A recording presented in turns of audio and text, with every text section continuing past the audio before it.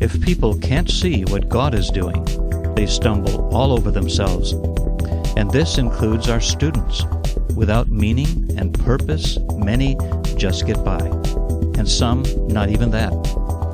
When it comes to school, there's no shortage of what to learn. The shortage is why.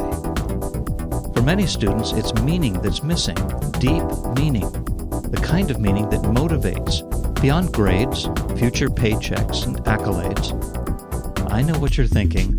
That would require a revolution.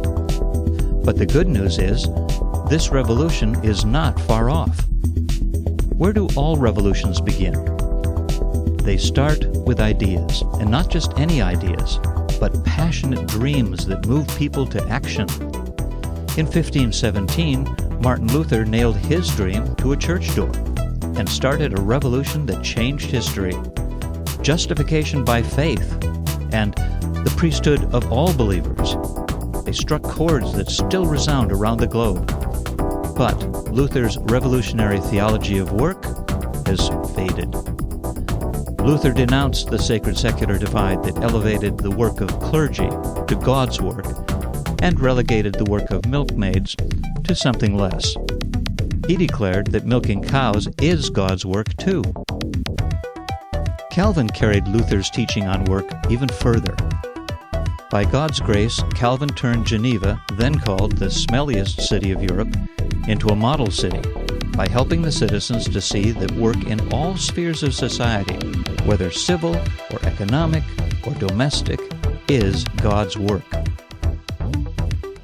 Puritans carried the Protestant work ethic to the New World, where it fueled the development of a nation with the idea that a man's shop and his chapel are both holy ground.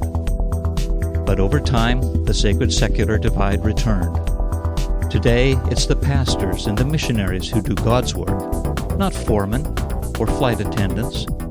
We've quit believing that God does His work through carpenters, cops, and CEOs.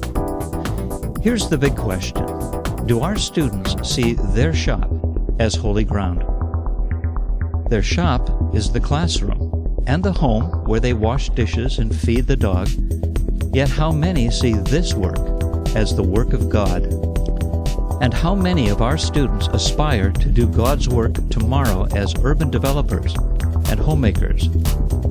Do our students know that they were created with a purpose in mind when God said, "Let them rule over all the earth"? Do our students see their work as something God wants done, ruling over electricity, sound waves, and language, computers, wind, ruling over money and muscles, as well as ideas?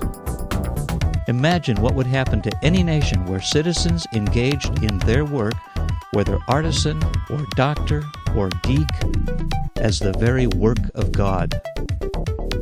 What if the office were a place to apply one's faith? It would turn the world upside down, again.